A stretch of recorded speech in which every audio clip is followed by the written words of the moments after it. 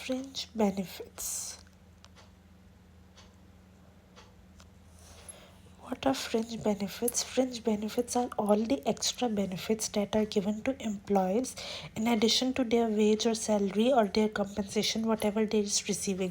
उसके अलावा जो भी एक्स्ट्रा एक्सपेंडिचर्स एम्प्लॉयज़ को दिए जाते हैं रेगुलर बेसिस पे या डायरेक्ट उस पे आउटपुट बेसिस पे, जिस भी बेस पे हम उन्हें जो भी एक्स्ट्रा एक्सपेंडिचर्स देते हैं उसको हम बोलते हैं फ्रिंज.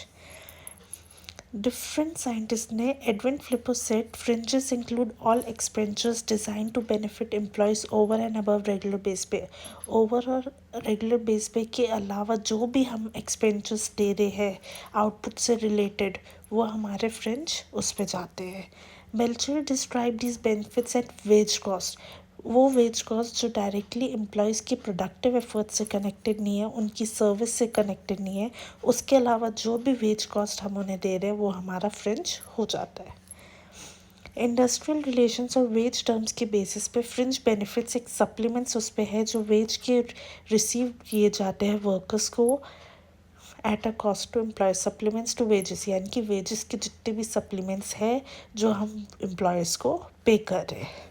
नंबर ऑफ़ बेनिफिट्स पे किए जाते हैं, vacation, pension, health insurance plan और भी बहुत से बेनिफिट्स होते हैं, कंपनसेशन, हाउस रेंट अलाउंस और जितने भी हमारे अलाउंसेस होते हैं, पर्क्स होते हैं, ये सारे हमारे सप्लीमेंट्स होते हैं वेजेस के और इन सबको हम फ्रिंज बेनिफिट्स में इंक्लूड करते हैं.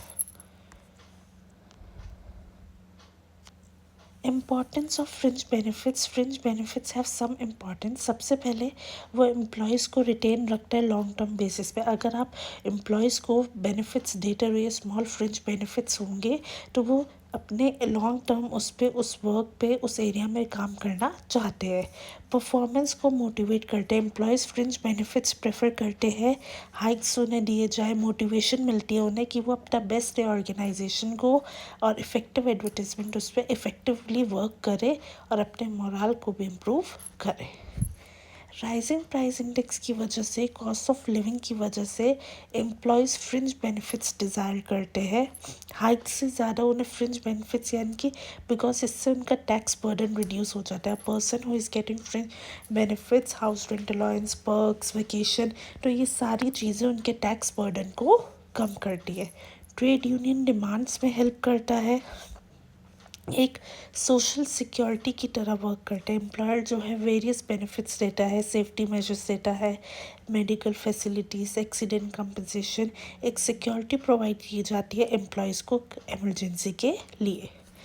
कंपनी प्रोवाइड करती है टैक्स फ्री बेनिफिट्स. ये जितने भी फ्रिंज बेनिफिट्स होते हैं ये टैक्स फ्री होते हैं और उन्हें एनेबल करते हैं कि वो मैक्सिमम वैल्यूज़ को रिड्यूस कर सकें.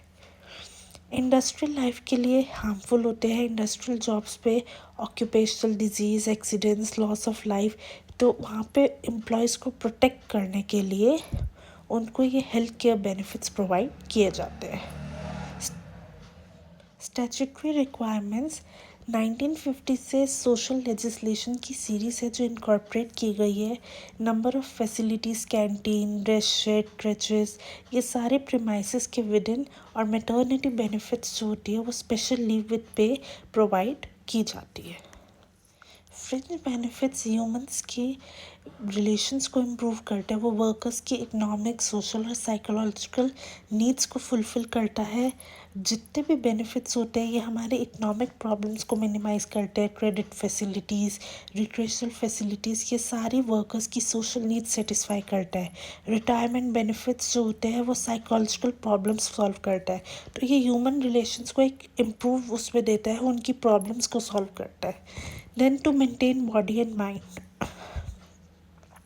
जो लीव्स दी जाती है, हॉलीडेज दी जाती है, रेस्ट सर्विसेज दी जाती है या क्रिएटिव माइंड उस पर, तो ये सारी चीज़ें उनकी बॉडी को मेंटेन रखती है, उनको रिलैक्स फील कराती है.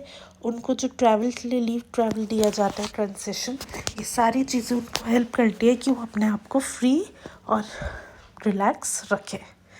स्किल शॉर्टेज डिस्पाइट अनएम्प्लॉयमेंट के बावजूद भी ऑर्गेनाइजेशंस को बहुत सी प्रॉब्लम्स होती है राइट पीपल चूज़ करने के लिए, तो बहुत से इंसेंटिव्स और बेनिफिट्स जो होते हैं वो उनको ऑफर करके वो एफिशिएंट वर्कफोर्स जो पीपल अच्छे से वर्क करना चाहते हैं एम्प्लॉयज़, उनको अट्रैक्ट करता है।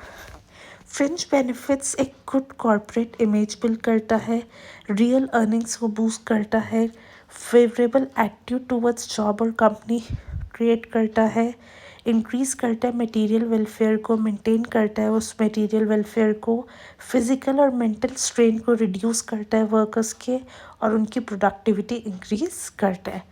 अपार्ट ऑल दिस वो एक और काम करता है, वो एक सेंस ऑफ बिलोंगिंगनेस लाता है ऑर्गेनाइजेशन के लिए, वो अपने आप डेवलप होता है। जब आपको इतने बेनिफिट्स मिलते हैं, यू वांट टू वर्क, तो आप वर्क करना चाहते हो।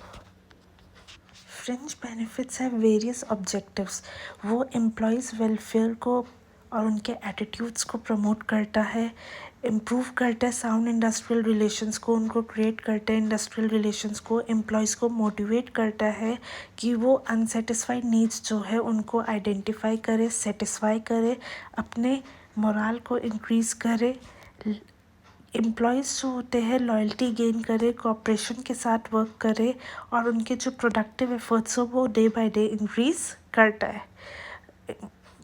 उसके अलावा वो keep in line with the prevailing practice of offering benefits, वो डिफरेंट बेनिफिट्स और सर्विसेज ऑफर करता रहता है, उसको एक लाइन में रखता है, सिक्योरिटी देता है एम्प्लॉयज़ को, social risk, old age benefits, maternity benefits, different benefits provide करके वो उसको एक सेंस ऑफ सिक्योरिटी प्रोवाइड करता है।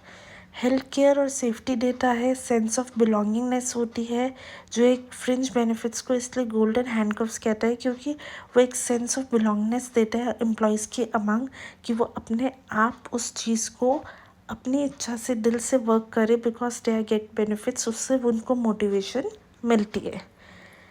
वेरियस लेजिस्लेशन की रिक्वायरमेंट्स को मीट किया जाता है, फर्निश किया जाता है, जो भी हमारे ऑर्गेनाइजेशन की इमेज है पब्लिक की है इसमें उसको इम्प्रूव किया जाए। ऑफिशियल ट्रेड यूनियन की स्ट्रेंथ को रिकग्नाइज़ किया जाता है। स्ट्रॉन्ग ट्रेड यूनियन क्योंकि हमेशा एम्प्लॉयर को कंपेल करते हैं, फ्रिंज बेनिफिट्स अडॉप्ट करते हैं एम्प्लॉयज़ के लिए।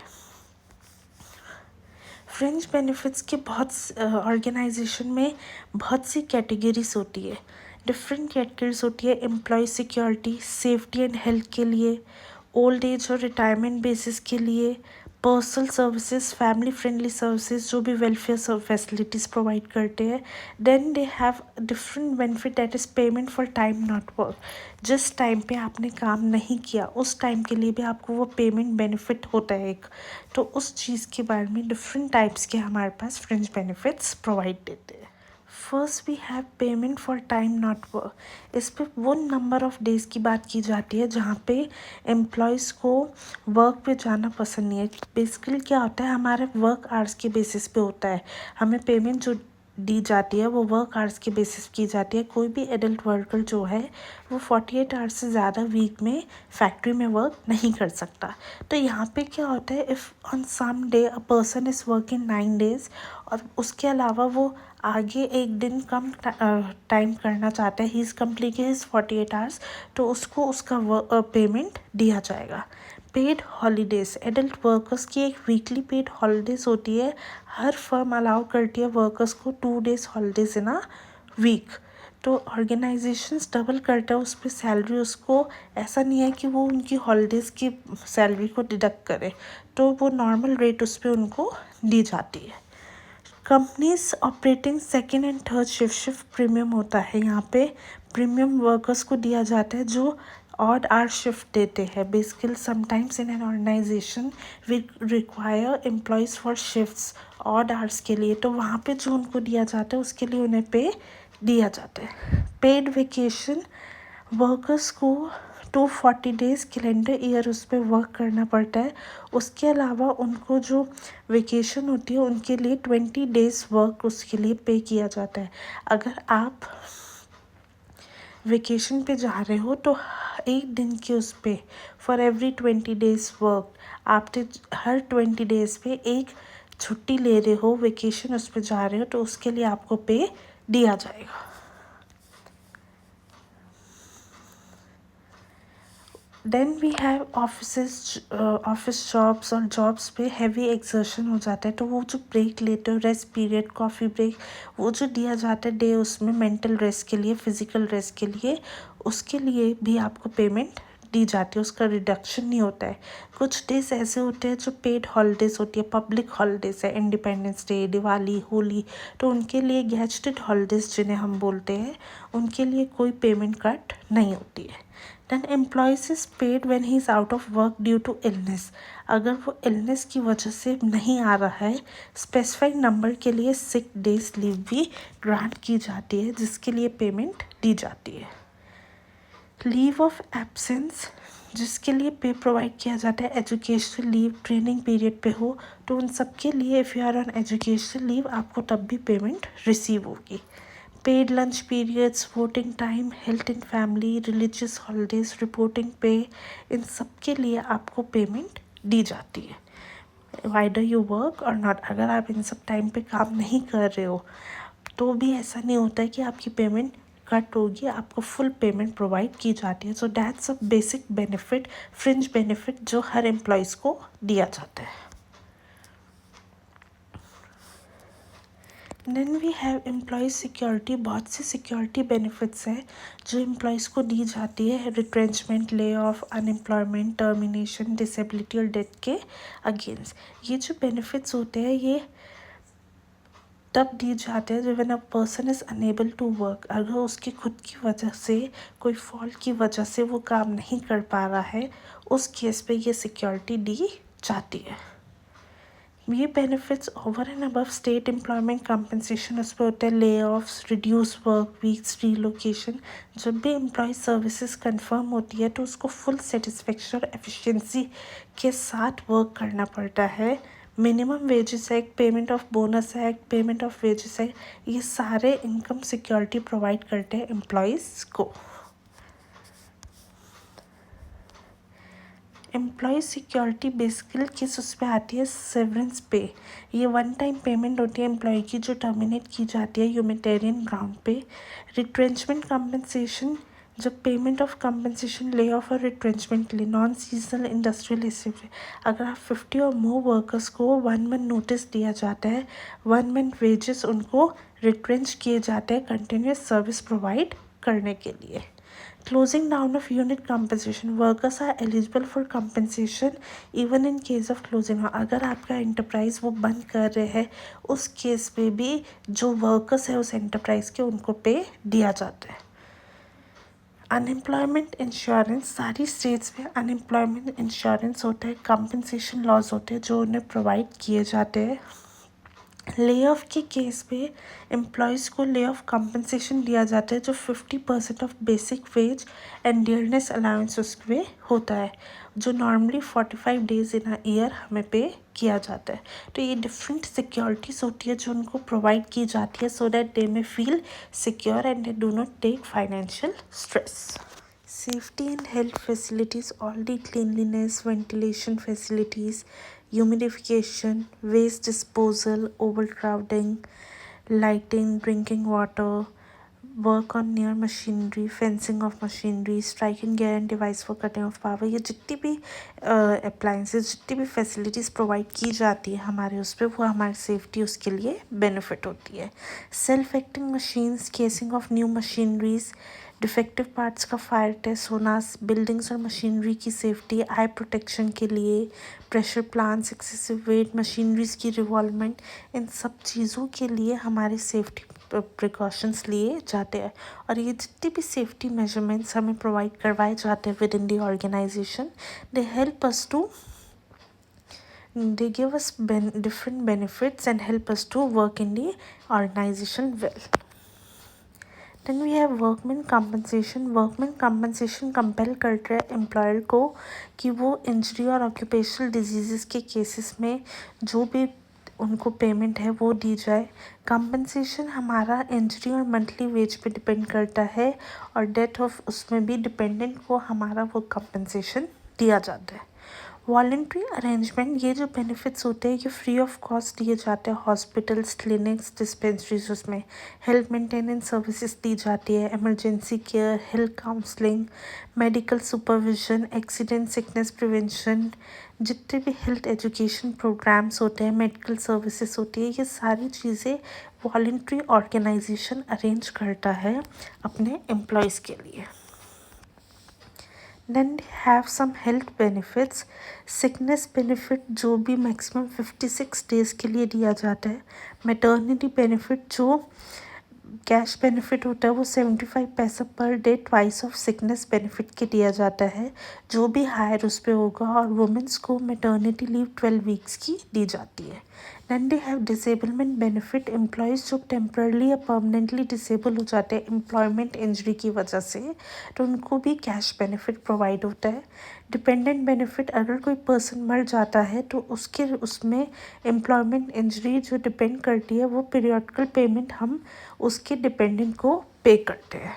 मेडिकल बेनिफिट जो होते हैं एम्प्लॉय या उसके मेंबर को out of patient treatment, clinic, home visit by doctor, in patient, ये सारी फैसिलिटीज़ प्रोवाइड की जाती है। Then we have welfare and recreational services. Welfare services, consumer stores जो होते हैं कॉलोनीज, एम्प्लॉय कॉलोनीज पे जो नेसेसरी गुड्स प्रोवाइड करे। कैंटीन्स जो फैक्ट्रीज में होती है, मोर देन 250 वर्कर्स जहाँ पे वर्क कर रहे हैं वहाँ पे कैंटीन्स होती है जो फूड स्टफ्स प्रोवाइड करती है। क्रेडिट सोसाइटीज़ जो लोन फैसिलिटीज़ प्रोवाइड करती है, एम्प्लॉयर्स को इनकरेज करती है कि वो वर्क करे। चाइल्ड केयर जो नर्सरीज प्रोवाइड करती है, डे केयर सेंटर्स देते हैं चिल्ड्रन को। Then we have housing.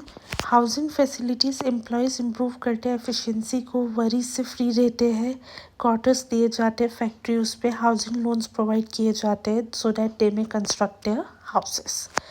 Legal aid, companies council और गाइडेंस देती है लीगल मैटर्स के लिए, खुद के लॉयर्स होते हैं उनके पास। ट्रांसपोर्टेशन, बहुत सी कंपनीज कन्वेंस फैसिलिटी देती है अपने एम्प्लॉयज़ को कि वो रेजिडेंस से प्लेस ऑफ वर्क पे आ सके और वहाँ से वापस जा सके। स्पेशल बसेस या टैक्सीज वगैरह प्रोवाइड देती है। Employee counselling, companies counselling services provide करती है पर्सनल प्रॉब्लम्स प्रोफेशनल काउंसलर्स के उससे। एजुकेशनल फैसिलिटीज़, वो tuition fee, school facility grants करती है स्कूल्स के, उनके बच्चों के लिए स्कूल्स में लाइब्रेरी फैसिलिटीज़ दी जाती है। सारी वेलफेयर फैसिलिटीज़ जो सेंटर्स, कंपनी हॉलीडे होम्स देती है। कुछ कंपनीज होम्स एस्टेब्लिश करती है हिल स्टेशंस पे, रिजॉर्ट्स पे। वो लो प्राइजेस पे अपने कंपनी के मेंबर्स को वहाँ पे अकोमोडेशन देते हैं, हॉलीडेज़ का पैकेज देते हैं सो that they may enjoy. Then we have parties and picnics. Companies जो होती है वेरियस पार्टीज़ और पिकनिक्स अपने एम्प्लॉयज़ के लिए ऑर्गेनाइज करती है। एक sense of association, belongingness, openness और फ्रीडम होती है वहाँ पे। Eating facilities, company restaurants, cafeterias, lunch rooms fully और पार्शली सब्सिडाइज फूड प्रोवाइड करती है। Then they provide purchasing services. यहाँ पे क्या होता है, वहाँ पे company operated stores discounts company products और सर्विसेज पे प्रोवाइड किए जाते हैं। Then we have social and cultural programmes. कुछ companies facilities, athletic facilities, social clubs, beauty parlours, orchestras, libraries, ये सारी फैसिलिटीज़ प्रोवाइड करती है। देन मिसलेनियस ऑर्गेनाइजेशंस कुछ बेनिफिट्स और प्रोवाइड करती है। स्पोर्ट्स हो गए, अवार्ड्स हो गए, क्लब सेटअप कर गए, Diwali puja gifts, birthday gifts, leave travel concession, awards, performance awards, ये सारी चीज़ें भी देती है। तो इनसे क्या होता है, basically a person feels motivated and like to work in an organisation. Then we have old age and retirement benefits. Industrial life जो होती है वन ऑफ द रीज़न है जॉइंट फैमिली सिस्टम को ब्रेक करने का।